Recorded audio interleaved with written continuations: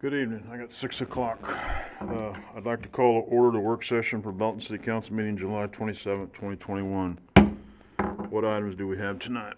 Thank you, Mayor. The first item we have two items under the work session this evening. The first item will be an overview of our monthly financial report given by Sheila Ernzen, our Assistant City Manager and Finance Director. And then the second item will be the overview of our sanitary sewer wastewater system, including what the status of the treatment plant, and that'll be given by our Public Works Director, Greg Rocco. So first up is Sheila with the monthly financial report. Sheila?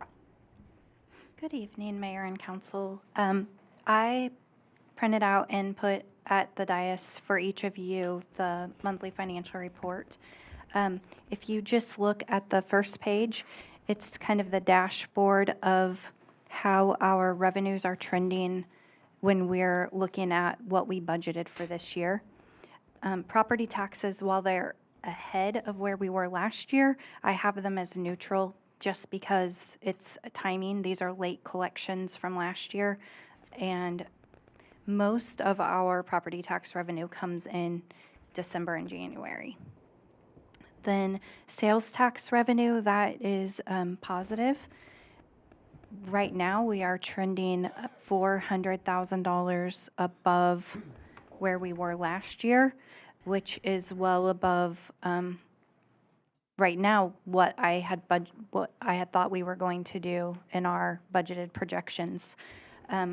This doesn't include any revenues from what we were expecting with Chewy opening.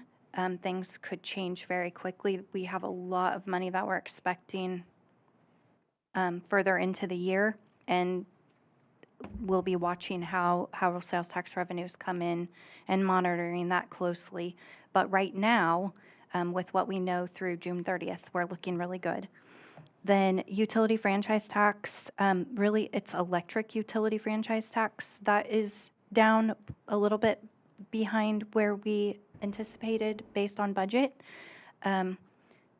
Really our weather this year has been pretty mild, and that's why we're trending behind. But again, this is just a snapshot in time, so things can change wildly from month to month.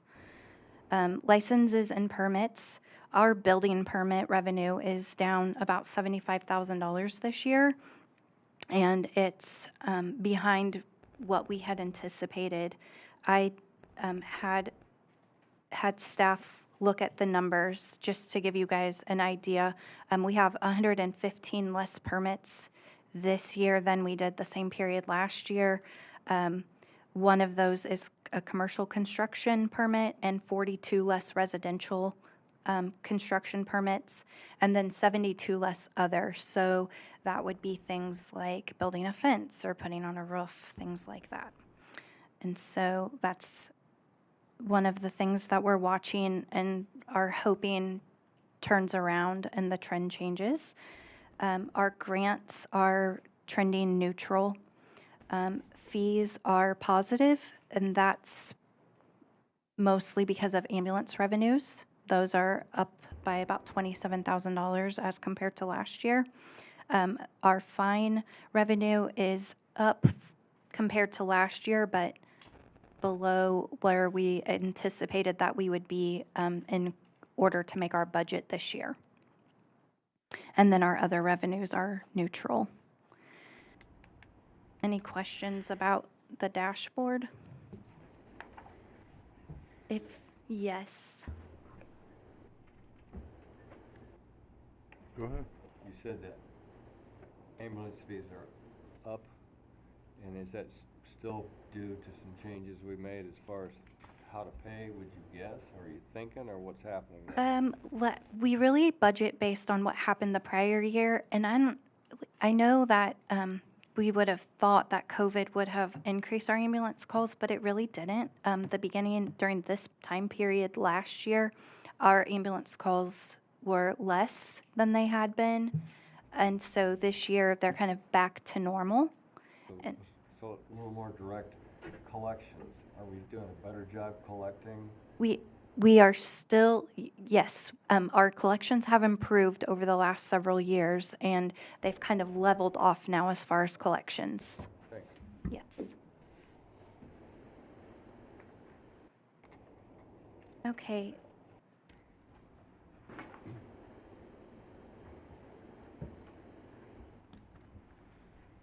And then if you will look at page 5, really the number that we're all looking at on page 5 is that general fund balance percentage. It's last month it was 24.63%. It's dropped 3.7% down to 20.93%. And I don't know if you'll remember at our last meeting, we kind of talked about that I anticipated that it would drop because our work comp and our property insurance would be coming out. And so there's nothing unexpected about that. If you will look at page 6, page 6 is my favorite page to look at if I'm looking for a snapshot of how we're doing. Has every single fund, the revenues that we've collected year to date, and the expenditures. If you will look at the general fund, you can see that we have brought in $4.6 million in revenues, and we've put out almost $6.9 million in expenditures, which leaves us where we've spent $2.2 million more than we've brought in so far year to date. And a lot of our revenues are cyclical and come in at different parts of the year. One of those is property taxes. And so it's not unusual at all. But this is one of the reasons that we like to have that fund balance, because as our cash flows aren't steady and through the year, we do depend on that reserve to kind of get us through until those property taxes come in.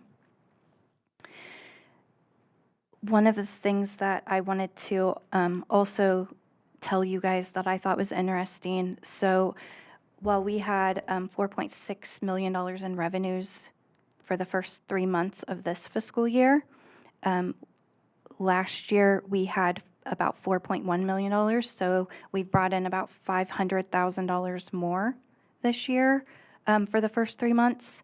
That is almost entirely due to sales taxes and property tax revenue, about $400,000. And then we also have the extra money that we've collected this year in ambulance revenues. And also Public Works billing increased this year because we added a position in an engineering position, and the water, wastewater, and street fund all benefit from that position, so they reimburse the general fund for paying for that position. And so that's part of it. Then looking at our expenditures, while this year we've spent almost $6.9 million for the first 3 months, last year at the same time we had spent about $5.2 million. So we've spent almost $1.7 million more as compared to last year. And the biggest amount of that is the transfer that we made to the water fund and to the general capital fund this year. So that did not happen the prior year, and so that's what's making up the biggest difference in that. Also, I like to track our biggest expense, because we're providing services, is salaries and benefits, because we use people to provide that service, and it's kind of our cost of sales, basically, although it's not sales, it's services. And we've been spending a lot of time trying to make sure that we're able to retain employees by making sure that we're paying competitive salaries and that we're keeping up on the increased benefit costs so that our employees aren't having to pay more out of their checks. It has been a very competitive job market out there, and we're just trying to make sure that we're able to retain our talent. So our salaries are up in the general fund $152,000 more than they were the prior year. Our benefits are actually below where they were year to date last year, and that is really because of our workers' comp premium Our work comp premium is always paid based on what was estimated last year, and then they will come in a actually at the end of this month, the very beginning of August, and they will true that up and do what they call as a work comp audit, and it's just doing the actual calculation. And so we'll see that, we'll see our work comp expense increase a little bit more, and then we'll have a truer picture when we compare this year to last year. But for now, salaries and benefits combined is $136,000 more than last year at the same time. Does anyone have any questions about that? Yeah, what's the Belton Town Center TIF? Is that just a one-time thing to finish it up, or? Yes, so what we had to get all the money from, we had bonds, and so a lot of the money was in with the trustee. And we, even though we had paid off the bonds, we had to continue making payments to the trustee until the council actually dissolved that TIF. Then we were able to get the money sent back to our checking account after the TIF was dissolved, and then we went ahead and distributed to the taxing jurisdictions. Okay. Thank you. Yes. And you'll see one happened right at the end of March and one happened in April, and so they're not really matching. We had already collected all that money. It wasn't additional money that went out. Okay, and then I just wanted to talk just a little bit about the general fund. If you'll look on page 7, we had on our plan, just to kind of give you guys a quick overview of the general fund. So the general fund has revenues that aren't restricted for a special purpose, and it pays for all the services that don't have a select revenue that is attached to that, or that the revenue is so little that it's a drop in the bucket as far as what the city pays to provide the service. And so if you'll look on page 7, you can see the list of general fund revenues: property taxes, sales tax, cigarette tax, utility franchise tax. The total of the general fund revenues, about 60.3%, 60% of our revenues are provided by taxes. And then 2.5% of our revenues in the general fund are provided by licenses and permit revenues.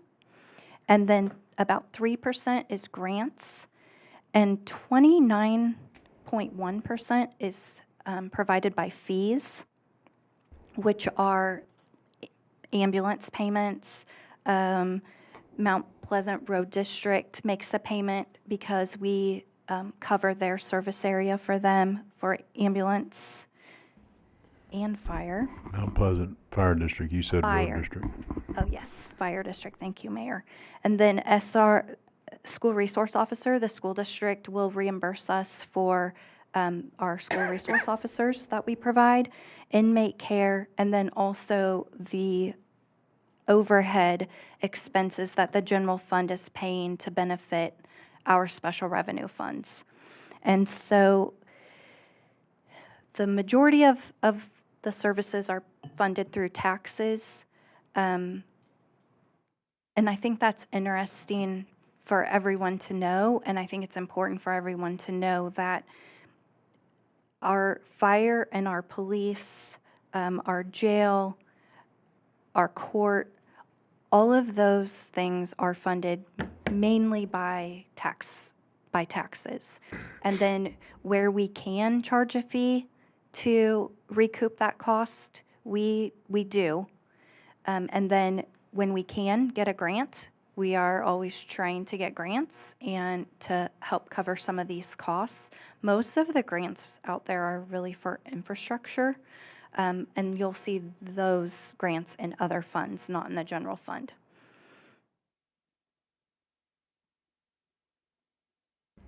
That's really all I have to All right, thank you. Tell you. Next. Or, wait a minute, anybody have any questions? I'm sorry. Any further questions? All right, go ahead. Good evening. So I'm going to talk about our sanitary sewer system. Basically, we have two master plans for our sanitary sewers. One for the collection, which is the pipes, manholes and pipes, and one for the treatment plant. The two studies together amount to about 400 pages long. And so tonight's going to be a summary of that 400 pages. It's not going to be that long, don't worry. So I'm just going to do kind of a brief overview just so everybody understands we're all on the same page. So here's a basic sanitary sewer. Here, when you flush a toilet, it goes through a pipe in your house, and it goes out to a manhole into a pipe that's out in front of your house. Your house actually doesn't connect to a manhole, usually connects directly to the pipe. But it gives you an idea, and then there's a pipe that goes down your street that carries the sanitary sewer. This is different than the stormwater. Stormwater pipes, a different collection system from the sanitary sewer. So you're used to looking at this, you see a manhole in the street, it's a sanitary sewer, you don't really think about what's beneath you. But this is basically a cone that's underneath the street. And so these are basically to the depth of the sanitary sewer. The sanitary sewer line depth is dependent on where it starts from, and then it has to be gravity flow. There's no pressure to this. So it's gravity flow from that location, from your house, all the way to the plant. Now, we're going to look at something later. It shows if you can't get gravity flow, how it works. But the pipes are at the bottom of the cone. You can see on this in the manhole that this is a nice concrete one. This is a brick one. We don't build brick ones anymore. I think this picture is taken from like India or someplace like that where they've got bricks. We used to do this all the time, and there are brick ones in the city of Belton. They actually make brick pipes out of them. So there's places where it's flat on the bottom. There's an arch that's a brick pipe that sewage goes through also. The problem with these is over time that mortar comes out and water comes in. So the big thing we're always worried about is inflow and infiltration. You hear us all the engineers talk about I&I. I&I is the big thing. And so the pipes that we use, for a long time they used clay pipe. And so clay pipe is a big thing, but the only problem with clay pipe is, if you've been around clay pipe, whether it's the same thing that you use for planting plants in, if you drop it, it gets too much pressure, they break. I've broken many of clay pipes. Other problem with it, this is a clay pipe that was broken open. Roots get into it. So it gets full of roots, and you can imagine that the waste that you flush down the toilet cannot pass through this, and it causes backups. So clay pipes break and have issues like this because of the gaps, the way that they're connected together. Another problem with them, this is looking down a clay pipe, is you can see where it's cracked and broken, and it allows water into the system and also allows sewage to leak out of it too. Here's another picture of a clay pipe that breaks from the top. It's just literally the pressure of the earth down on top of it breaks the clay pipe. But the biggest problem we have is the inflow and infiltration, the I&I, the water that comes in when it rains. So when it's not raining, a lot of these pipes don't have any water leaking into it. But when it rains and for days after it rains, they start leaking. This is a picture of a pipe. It's leaking. Here's a manhole. You can see before the rain, there's nothing coming out of it. During the rain, the water is just pouring and pouring into it. If you can imagine, a lot of our sewers are 8-inch sewers. You can imagine this volume of water going to a sewer. You see why we start having backups. Here's another one. This is on the manhole. So manholes are usually the concrete sitting on top of concrete with the steel lid on top. But for years, they never put any mastic, any glue between them. So when water would come to the manholes, they just shoot right through. Here's a connection of a pipe to a manhole. And so if the mortar's not in there tight and it's not done right, water just pours into them. So this is why we talk about I&I and people who have backups. Here's another one. And this is literally the water just squirting in. The pressure that water is coming in these manholes is amazing. One of the ways that some cities fix it is by putting something called mastic, or they just put on the inside. They try to block those holes from the inside. It works for a while, but what ends up happening is the water pressure is just so high, it just pushes all those things back out, and it's hard to stop it. So one of the reasons we're doing a trial right now is we're doing one where we drill holes through the manhole, through the concrete to the outside, and then we're putting foam through it on the outside. It reacts with the water and seals the pipe from the outside. So that way we fill all the voids that are around it, and there's no way the water can get in. The more water pressure there is against it, it actually helps seal it even more.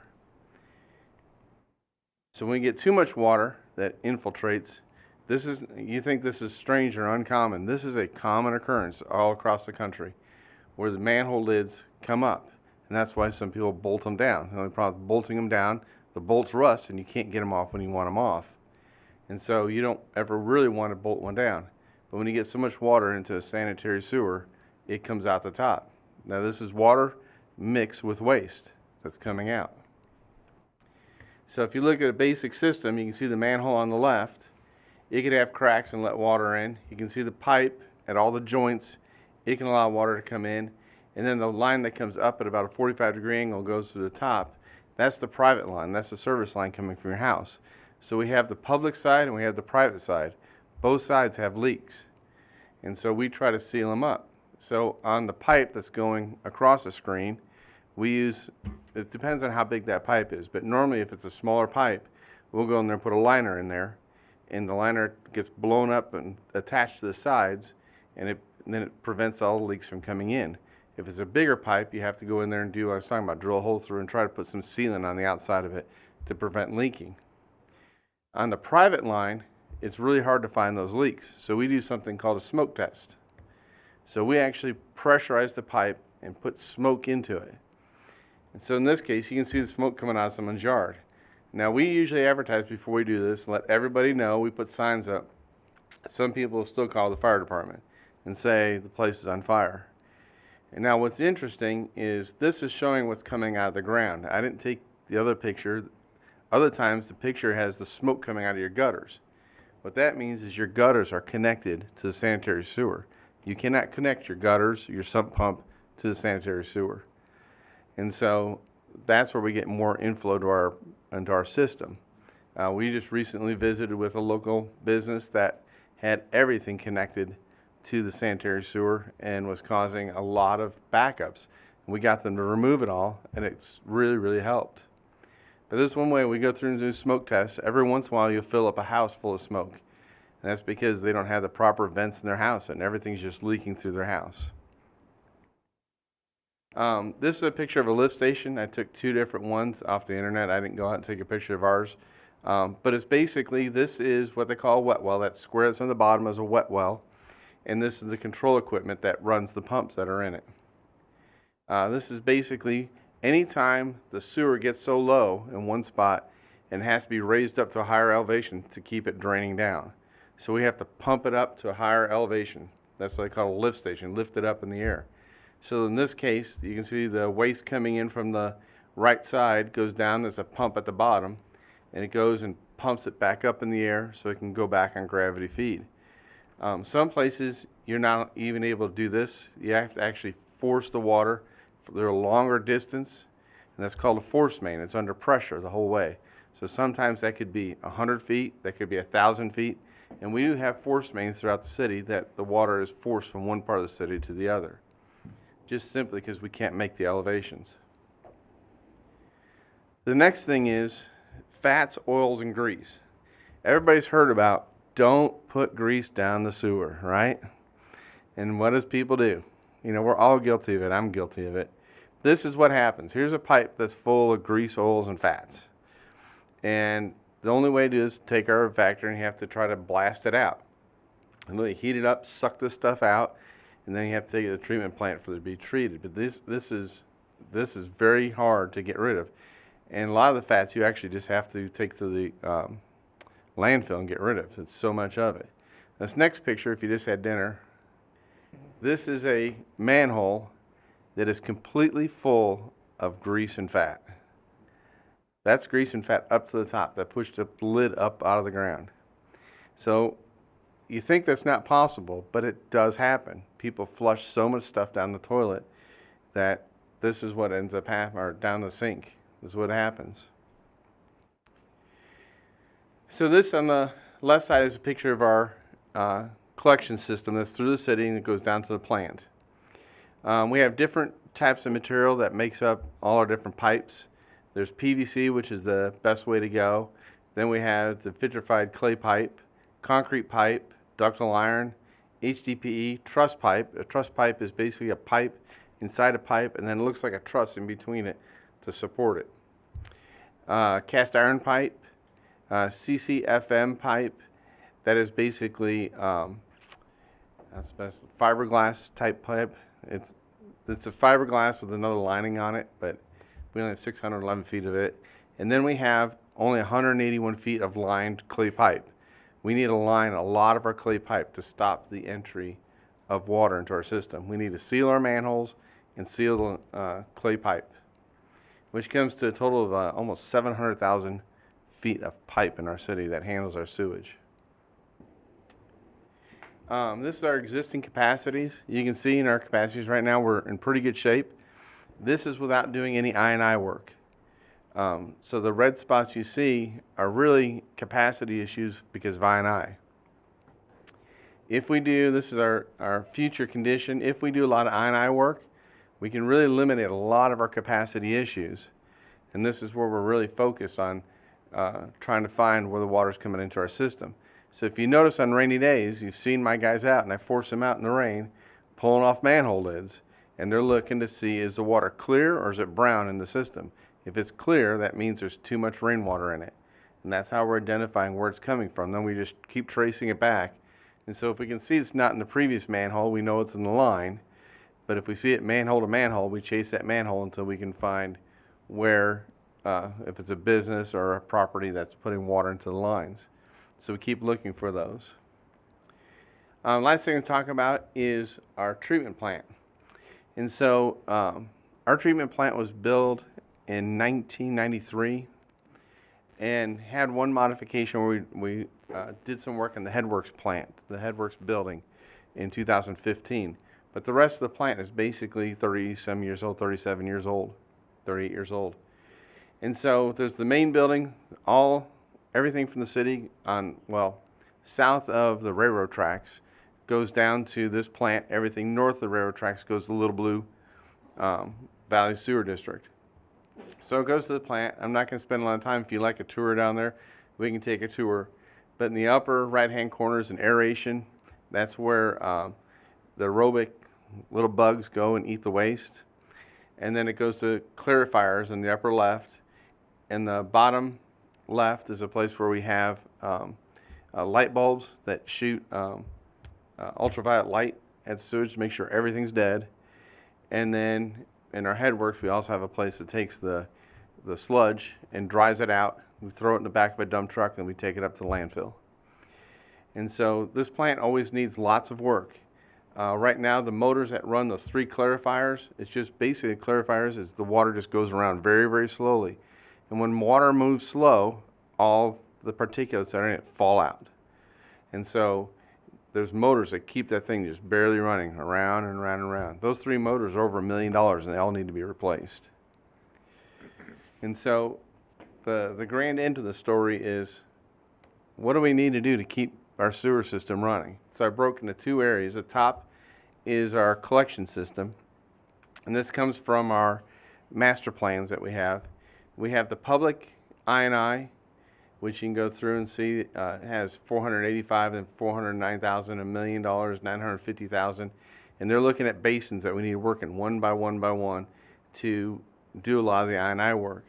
The second one is the private I&I, and that's basically places where the sewers connect to us. A lot of times when they made connections to us on the clay pipes, they just take a hammer and just beat a hole in there and not cutting a hole or replacing the pipe with a T. And so that pipe is sitting in there and the hole around it is big enough to stick your hand in. So when it rains, just water just pours in. And then there's future growth. They have other mains that we need to add, and they put them out at 2031, but there's other mains that we're going to need to add, especially in the northwest area.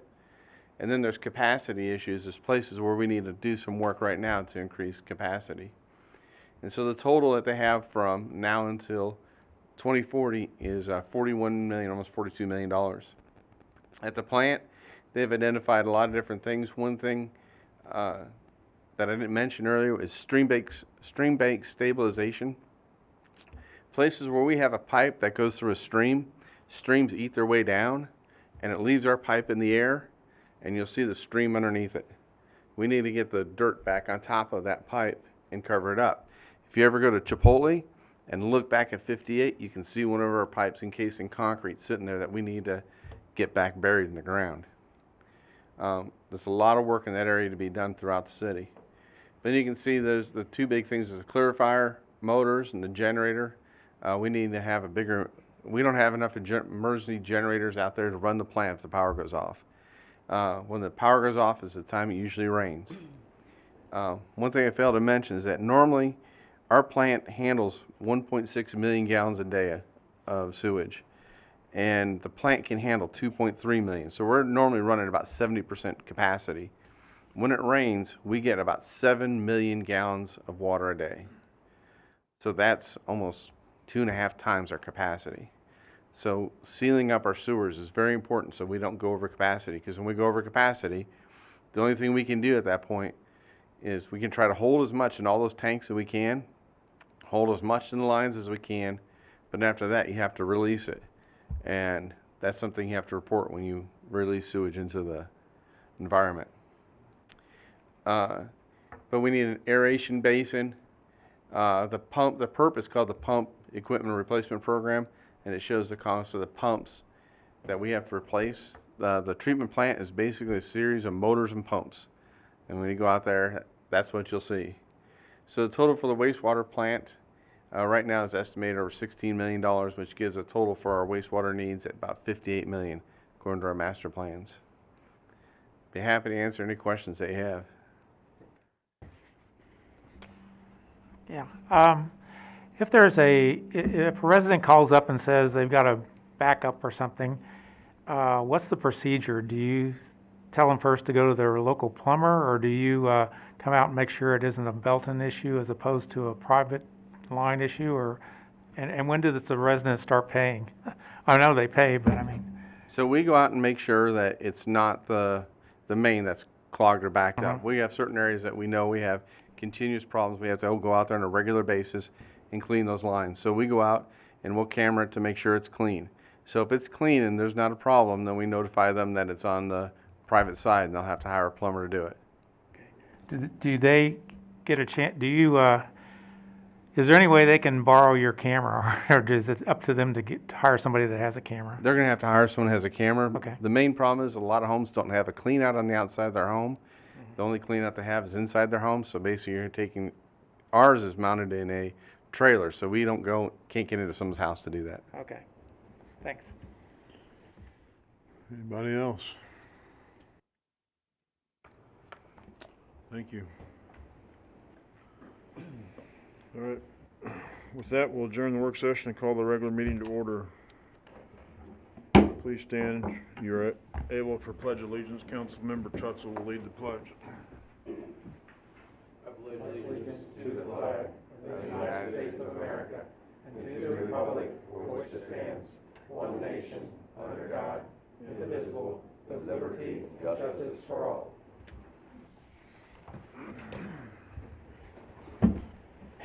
Can we have the roll call, please? Mayor Larkey, Here. Councilmember Savage, Here. Councilmember Powell, Here. Councilmember Trutzel, Here. Councilmember Kraft, Here. Councilmember Clark, Councilmember Goff, Councilmember Lawson, Here. Councilmember Peak. Here. We have a quorum. Personal appearances. Tonight we have Corey Sneed, the city clerk in Butler, here to present the Missouri Registered City Clerk continuing certificate to Andrea Cunningham.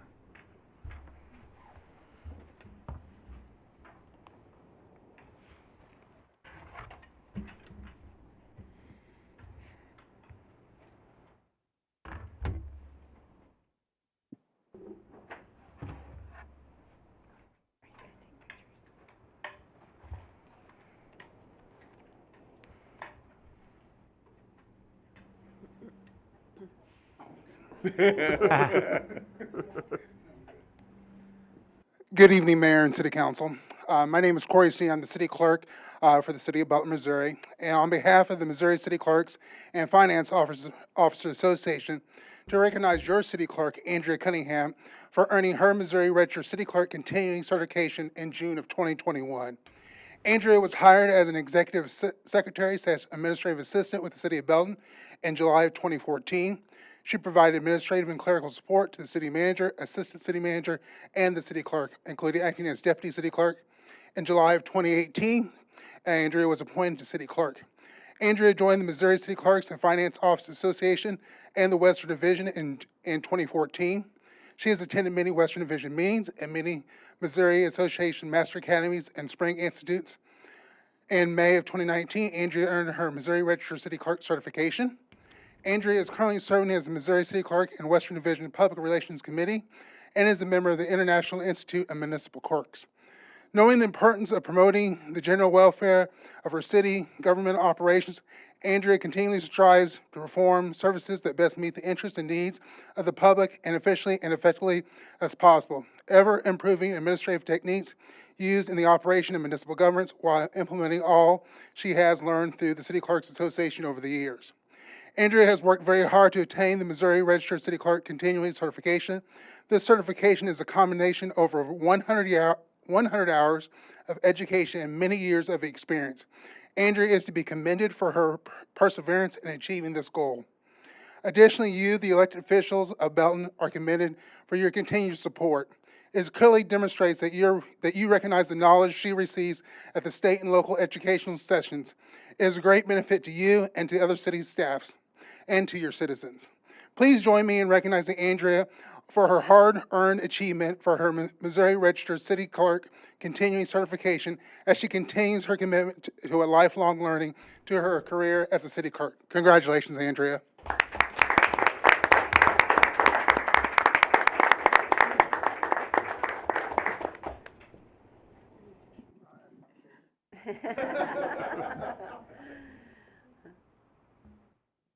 Thank you. Thank you.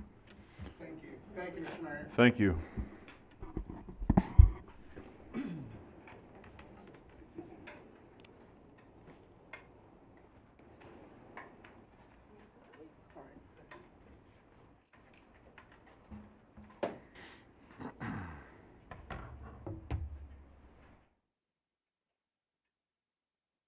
Congratulations. Thank you, sir. All right. Consent agenda, one motion, non-debatable, to approve the recommendations noted. Any member of the council may ask for an item to be taken from the consent agenda for discussion and separate action. Second. We have a motion and a second. Any discussion? Seeing none, all in favor? Aye.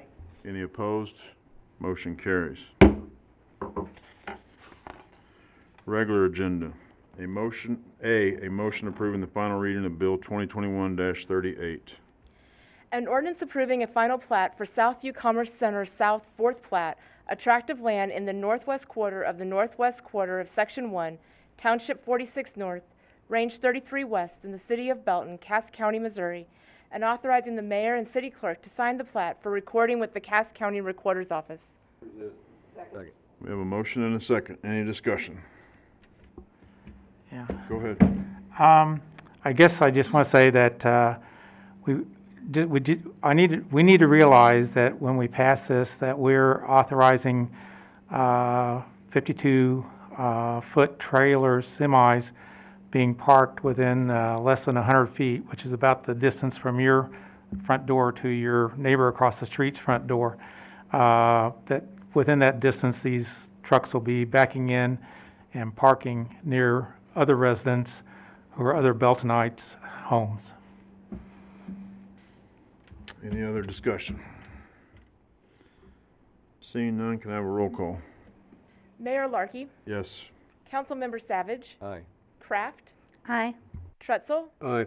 Powell, No? Peak. Aye. Lawson. Aye. Motion carries. B, a motion approving the final reading of Bill 2021-39.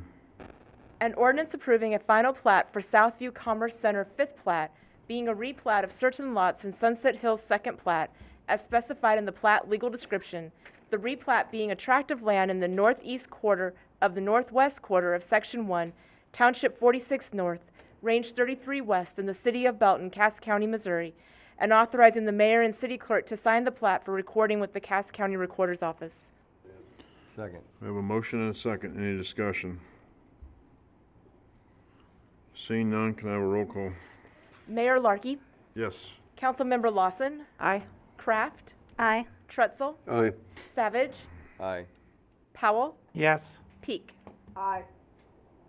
Motion carries. C, a motion approving the final reading of Bill 2021-40.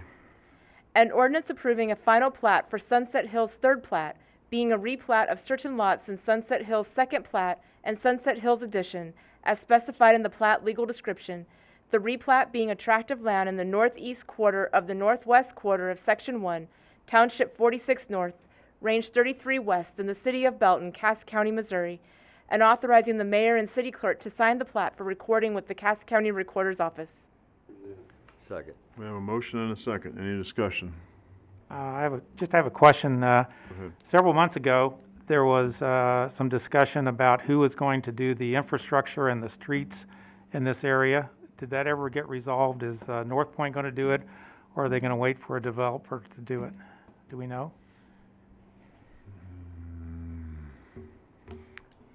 Yeah, North Point is obligated to construct the roads. They're going to put in the infrastructure and make the lots available for sale to prospective single-family home builders. So North Point's doing it? Yes, sir. Okay, thank you. Any other discussion? Seeing none, can I have a roll call? Councilmember Lawson, Aye. Kraft, Aye. Trutzel, Aye. Savage, Aye. Peak, Powell, Yes? Mayor Larkey. Yes. Motion carries. D, a motion approving the final reading of Bill 2021-41.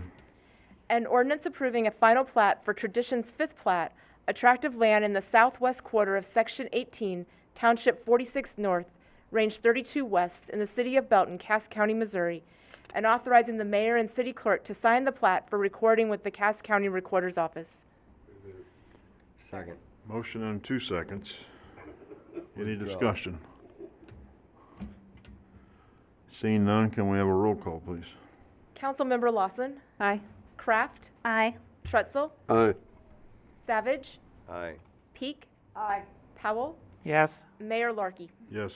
Motion carries.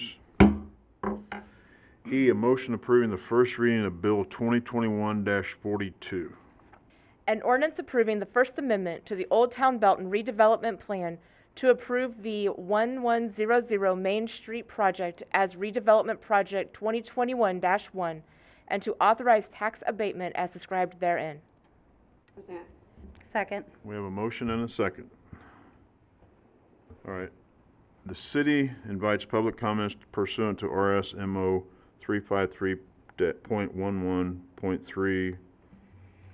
353.11.3-2. All comments will be fairly and duly considered by the city and will be entered into the record. Good evening, Mayor and City Council. Can you hear me? Yep. Okay, great. So as you will recall, City Council approved the Old Town Belton redevelopment plan policy under Chapter 353 on March 30th at the 2021 meeting.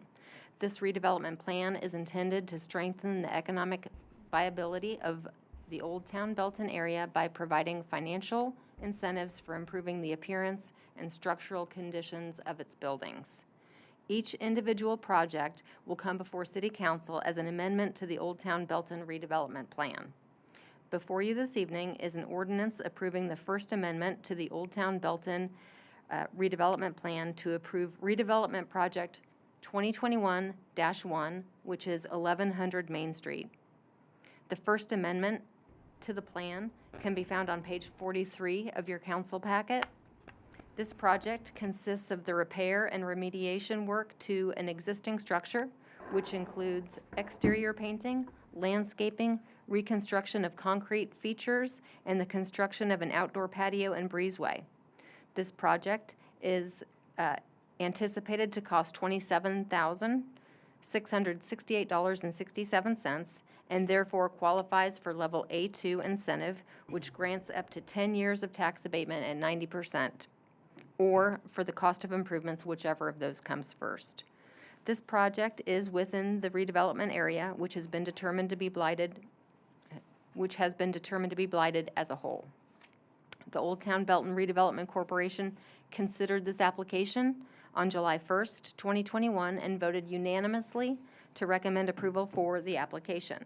A notice of public hearing regarding the proposed amendment was sent pursuant to state statute to all taxing jurisdictions, and those return receipts are in your council packet on page 50. The applicant, Wanda Thompson, is here and in attendance this evening. Thank you. Any public comments? Yeah, come up here and state your name and your address, please. Good afternoon, Mr. Mayor and council members. My name is Wanda Thompson. I live Andrea, at 1100 Andrea, that's not on.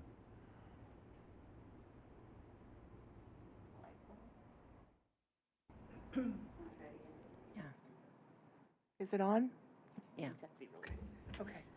My name is Wanda Thompson. My husband and I, Donald, live at 1100 Main Street here in Belton. We moved here from Middle Tennessee a little over a year ago and bought the house with the round barn. So that we've done a lot of work already. We're so excited to be part of this program. I think we're the first people to fill out the application, and it was pencil heavy. But we did it, and we're satisfied with how it turned out, and we're very excited to be part of the program. Thank you. Any other public comments? Any other public comments? Seeing none, this public hearing is closed. Any discussion from council? Go ahead. It's a pleasure to see something we do can turn quickly around to improve the buildings in the area. It's just turned out to be a really, I think, in my opinion, anyhow, a real plus for Belton and the possibilities of what might occur. So, again, congratulations for even bringing this up. Anybody else? I thank you for being number one to get it started. Seeing none, all in favor? Aye. Any opposed? Motion carries. F, motion approving the first reading of Bill 2021-43. An ordinance approving the Second Amendment to the Old Town Belton redevelopment plan to approve the 412 4th Street project as redevelopment project 2021-3 and to authorize tax abatement as described therein. Second. We have a motion and a second. The city invites public comments pursuant to RSMO 353.110.3-.2. All comments will be fairly and duly considered by the city and will be entered into the record.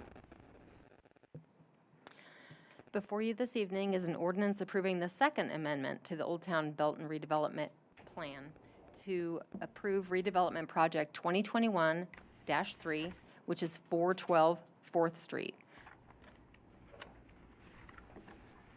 And the amendment can be found on page 55 of your council packet.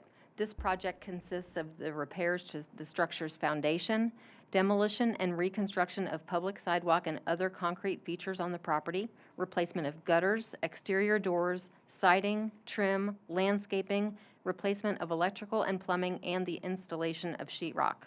This project is projected to cost $46,310 and therefore qualifies for Level A2 incentive, which grants up to 10 years tax abatement at 90% or for the cost of improvements, whichever comes first. This project is within the redevelopment area, which has been determined to be blighted as a whole. The Old Town Belton Redevelopment Corporation considered this application on July 1st, 2021, and voted unanimously to recommend approval of the application. A notice of public hearing regarding the proposed amendment was sent pursuant to state statute to all of taxing jurisdictions, and those return receipts notices are on page 61 of your council packet. And the applicant Christopher Buford, I believe, was not able to attend this evening.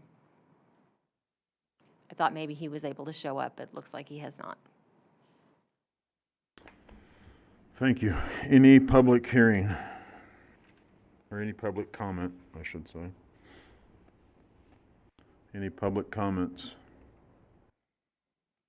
Any public comments? Seeing none, this public hearing is closed. Any council discussion?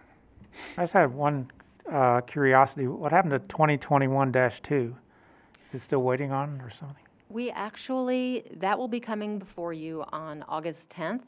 That one, they had some, they decided they are doing some electrical work that added to their application. Okay, thank you. Anybody else? Seeing none, all in favor? Aye. Any opposed? Motion carries. G, a motion approving the first reading of Bill 2021-44. An ordinance approving the third amendment to the Old Town Belton redevelopment plan to approve the 402 Main Street project as redevelopment project 2021-4 and to authorize tax abatement as described therein. Second. We have a motion and a second. The city invites public comments pursuant to RSMO 353.10110.3, parentheses 2. All comments will be fairly and duly considered by the city and will be entered into the record. Before you this evening is an ordinance approving the third amendment to the Old Town Belton redevelopment plan to approve redevelopment project 2021-4, which is 402 Main Street. This amendment can be found on page 66 of your council packet, and this project consists of a complete upgrade to the interior of the structure, including new lighting, HVAC, replacement of front doors and windows, repainting of the building, demolition and removal of portions of the structure nearest the alley, repairing the awning, repairing the roof, new signage, and ADA-compliant bathrooms.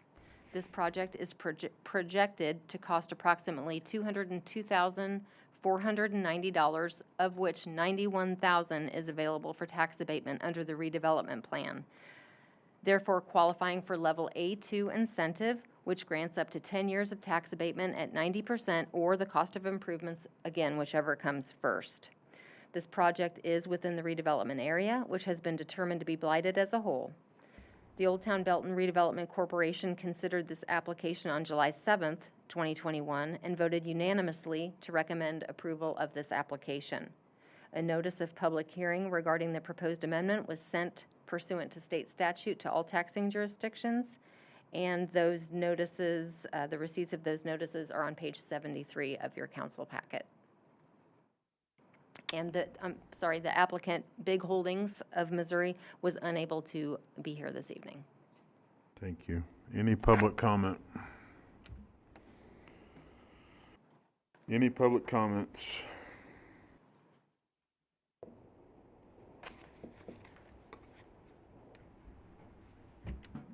State your name and address, please. Jerry Miller, I'm the president of the local school board.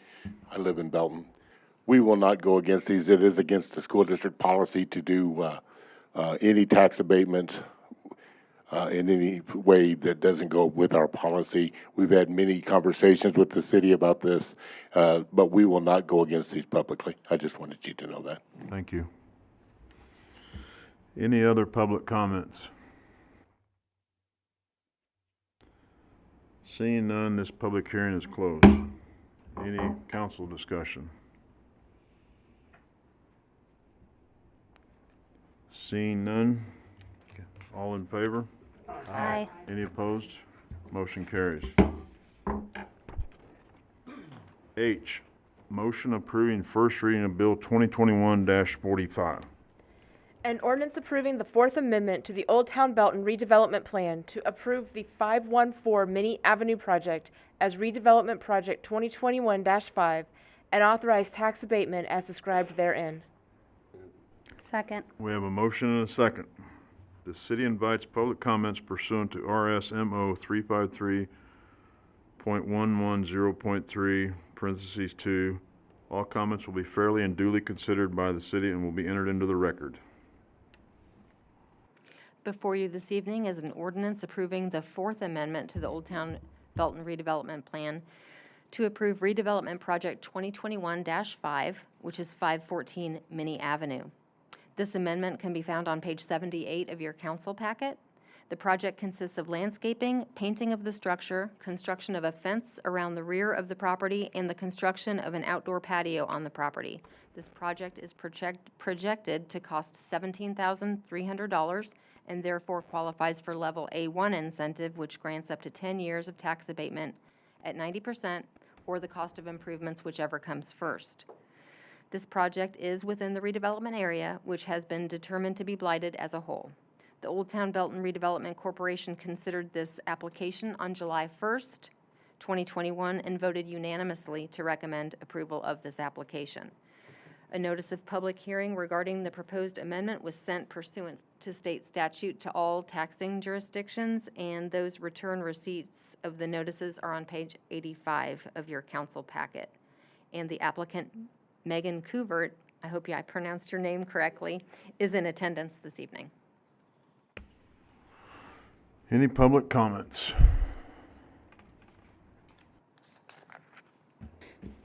No public comment? You don't have to. You don't have to. You're fine. Any other public comments? Seeing none, the public hearing is closed. Any discussion from council?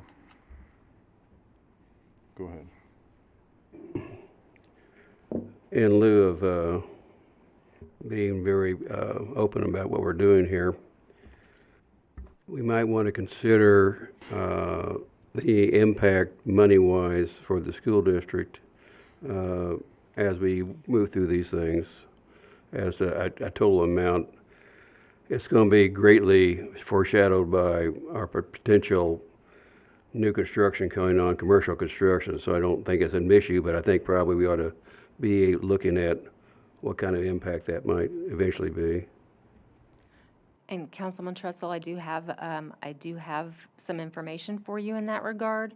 So if you add all of the projects that were presented to you this evening, for 1 year, the total tax abatement for all 4 projects is $9,103.78. That's for all the taxing jurisdictions, and specifically for the school district, is $5,902.80 tax abatement for 1 year for these 4 projects.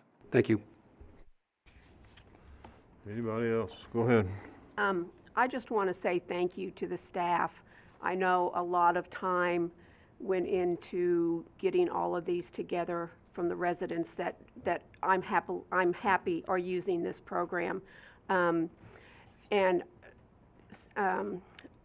know all the Patrick and Carolyn and everyone else worked really hard on the numbers and to get all the information and the packet of information to those on the committee, so we were able to have all the information we needed. So thank you. I'll actually add one name there, Councilmember Peak, but Jordan did a lot of work and a lot of really great work on these projects. Yes, she did. Sorry, Jordan. Thank you. Any other discussion? Seeing none, all in favor? Aye. Oh, sorry, hold on. That's okay. I just had one final comment. I would just want to point out that the level of investment for all of these 4 projects that we have seen in Old Town Belton now is $293,768. Thank you. All right, again, all in favor? Aye. Any opposed? Motion carries. Do we have any city council liaison reports? Go ahead. Okay, update from Parks. Just a reminder, we are still in farmers market season, which is Thursdays at Memorial Park from 4 to 7 p.m. We have theater in the park this Friday, Once Upon a Mattress, also Memorial Park, 8 p.m. We have theater in the park Saturday, Songs for a New World, Memorial Park, 8 p.m. We are going to have a carnival in the park August 19th through 21, the park being Memorial Park. And fall sports registrations are underway. Lastly, there is a notice going out to summer camp parents about the conclusion of summer camp being moved up 2 weeks due to a variety of issues, so be on the lookout for that. Thank you. Anybody else? Go ahead. This is a report for the July 19 Planning Commission meeting. There were public hearings, two, one with no input from the public. The Planning Commission unanimously vacated a sanitary sewer easement under 3 houses in Bradford Estates. And the second one, there were presentations by the applicant and 2 commenters. And after those, the Planning Commission passed a special use permit for Cozy Pet Hotel on North Scott, with the condition that the Cozy Pet owner and the K-Jet owner, who works next door, come to an agreement regarding flooding, barking noise, and parking lot issues prior to the presentation to the City Council in August. So I wasn't taking good notes, so if anybody wants to correct what I just said there, that's fine. I think you got it. I think you hit it pretty good. Then there was non-public hearing, or what I'd call regular business. The Planning Commission approved a final development plan for Caliber Collision across from the post office. The vote was 7-1. That was my vote. Although this property is zone C2 and an auto body repair shop is acceptable in this zone, it is not acceptable to the residents of Bradford Estates due to the extra truck traffic, vehicle storage, potential on-site hazardous materials, and potential extra noise. The Planning Commission stipulated that since a Caliber Collision employee was not at the meeting to answer questions, that Caliber provide explanations of the impact of traffic and answer questions about possible pollution, storage of hazardous waste, and potential noise. I must compliment Dave. I'm reading this, but I really do. Compliment Dave and his team for providing significant landscaping improvements to screen the business's sight lines from most of the neighbors. And then the second non-public hearing was the Planning Commission approved a plat split on Harris Avenue. Again, if you have corrections, correct me, because I'm not the note taker. No, you're fine. Okay. Anybody else? Mayor's communication, the only thing I have, I want to jump in on the bandwagon for thanking Carolyn and Jordan and Patrick mainly for the 353 program. I think it's going to be an excellent program for the city and Old Town Belton. So thank you again from me personally. So that's all I have. Go ahead. Greg, I didn't know if you wanted, I got my water bill today. I didn't know if you want to make comments on the extra sheet in there about what goes into the sewer line that probably doesn't belong there.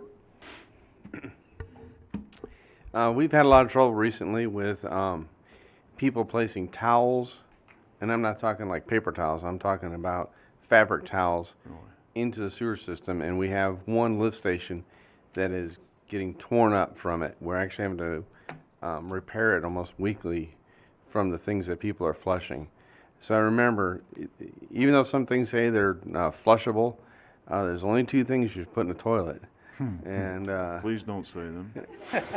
The third one's toilet paper. And so if you would just stick with that, don't put anything else in a toilet and flush it. Even though there's a commercial, the guy puts like 20 golf balls in there and flushes them. Don't do that. Okay, go ahead. When you were talking about the sewer line, I think just need to remind people that it's the responsibility of the homeowner from the sewer line to the main connector. And so if there's a problem, then if it's on the private side, they are responsible for that. Some of those things probably go in, well, some of them would go into the street, which becomes another different problem for tearing up the street and getting permits to do that. So again, you might want to consider that. I'm not taking an advertisement here, but I did have a house that was insured by a company, and they came out and it literally took care of that particular house for a very reasonable amount of money, and had to cut into the concrete. Now, they wouldn't replace the concrete, but they did fix the problem that was on the sewer line on the private side. So there are some things out there that can save some people some money, because if you tear into it in a normal situation, you're talking $3,000, $4,000, or $5,000 easily if they have to really tear up a lot of sewer line. So again, I'm not going to mention the company's name, but there are some out there that really perform for the money they pay. you. City Manager's report. Just one additional item to that topic, and that's just to remind everybody, it's not just what you pour into the toilet, it's what you also pour into your kitchen sink. Typically, our crews don't get to enjoy the holidays that much because on Thanksgiving, they're typically out having to take care of all that turkey grease that people pour down the drain. It ends up hitting those cool lines, congeals, and those grease traps and those grease balls that Greg was showing in the pictures earlier. We end up with blockages, and we're out there and we're cleaning those up. So just another reminder to everybody to find another way to dispose of all that oil and grease. There are a few corrections that we have for this evening and some comments. The first item is on the calendars, the future upcoming meetings.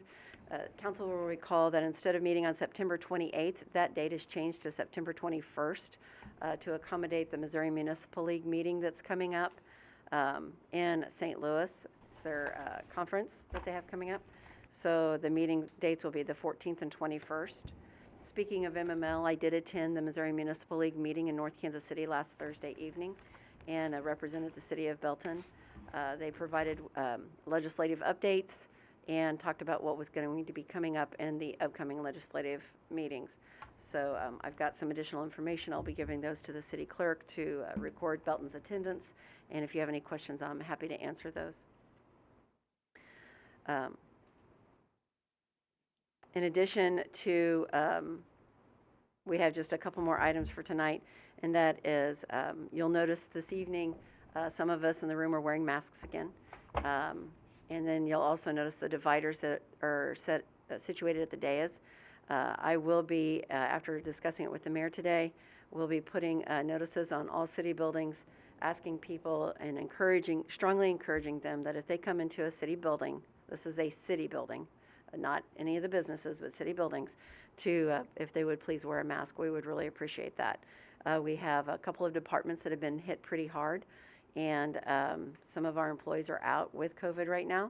And so we're taking it very seriously, and we want to be very protective of the rest of our staff as well as the community. And the last item that we have for this evening, Carolyn has an announcement and a special event that she would like to discuss with the council. Yes. So for those of you who don't know, Chewy plans to be operational on August 1st, so we're very excited about that. They're also doing walk-in. Anybody could walk in. The only requirement is being 18. You don't have to have a high school diploma. You don't have to have a GED. Just walk in any day of the week, Monday through Friday, and they are doing on-site hiring. So that's my first announcement. Second announcement is don't know if you all know, but Missouri is turning 200 on August 10th. And so the city of Belton has partnered with the Chamber of Commerce, and August 10th, we'll be sharing this on social media and other outlets, but on August 10th, right here at the Annex lawn, we're going to be having an old-fashioned ice cream social. And like I mentioned, we are partnering with the Chamber of Commerce. We have also reached out to Hy-Vee and Belfonte. And Belfonte is going to be sending out their ice cream truck, and there's going to be enough ice cream for 500 free scoops. And Hy-Vee is donating the ice cream cones themselves.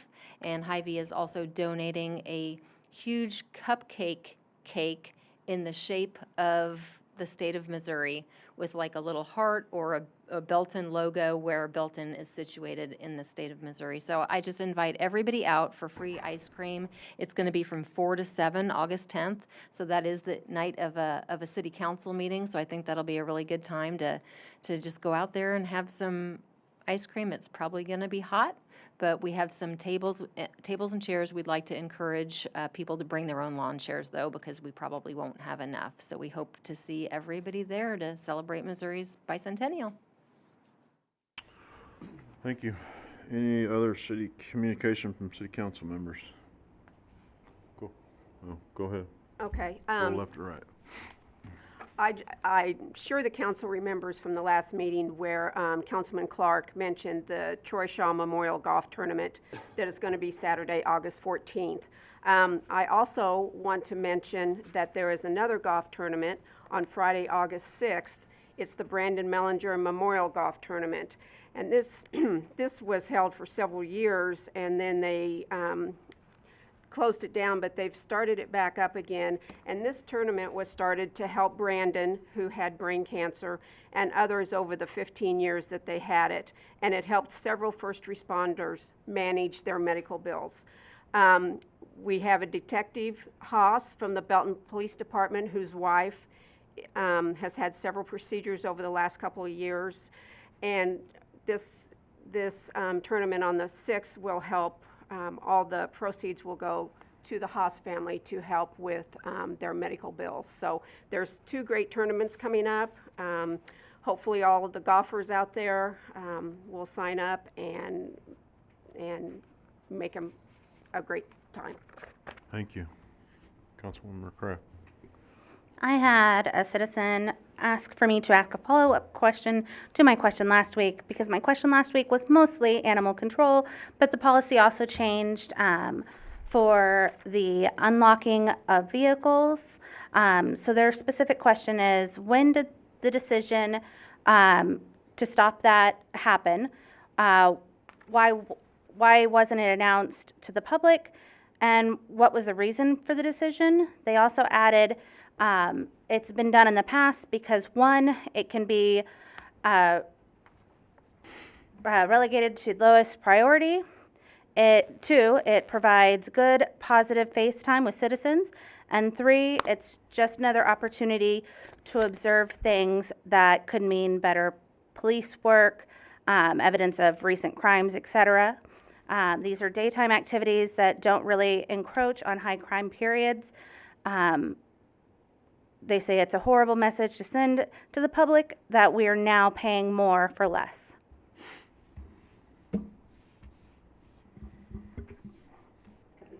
Possibly get a response on what was behind the decision making on that and when that was made.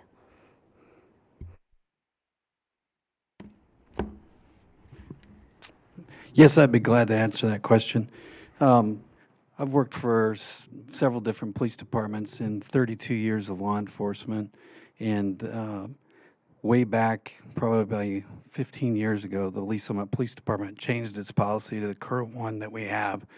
I changed it early June. Several of the reasons that I changed it was, number 1, it takes training for officers to operate lockpick tools. Especially with cars nowadays, with key fobs, electronics, and all types of gadgetry behind those doors. We do damage doors, and we don't want to put our officers in that situation. The other thing is we're infringing on a personal service or a professional service out there that's conducted by tow companies, locksmiths, that we're taking away from them. We do actually, we'll try to get into cars if there is a dog, an animal, a child that's in there, but we're going to break the window to get in because it's an emergency. And so, once again, we're providing an emergency service only to the citizens with regards to these things. And you'd be surprised at the number of calls that we get on a regular basis about this. And it's just, like I said before, with these new inventions that happen with automobiles, it's more and more difficult to get into these cars. Thank you. Anybody else? I have something. Go ahead. Yeah, a week ago Monday, I was called before 8, I think Tim was too, about some extra truck traffic on White Avenue.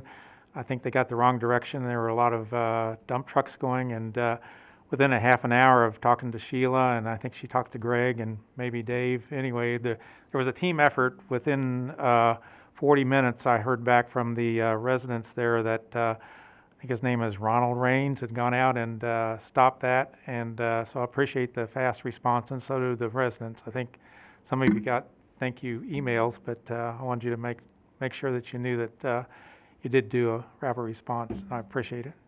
They appreciate it. Anybody else? I have Go ahead. something. On that subject too, I did get a call. Immediately got a hold of staff. It was taken care of very fast, and I think some even further, I think some suggestions, and I think it was done. So hopefully hopefully that won't happen again. That's on White Avenue. Also, I talked to a lady by phone, Sherilyn, a very, very nice lady, but she followed up with a letter. Says these are complaints from people all over the city. We would like a law passed to stop fireworks in the residential areas, and a few details. Bring back community days and also some ideas of what they'd like to see in community days.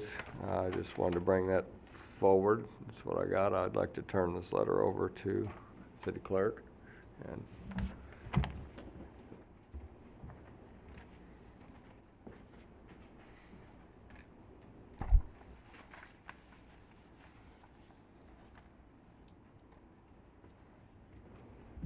thank you, Mayor. That's all I got. Thank you. Anybody else? I would entertain a motion. Second. We have a motion and a second to adjourn. Any discussion? All in favor? Aye. All opposed? Motion carries. We stand adjourned.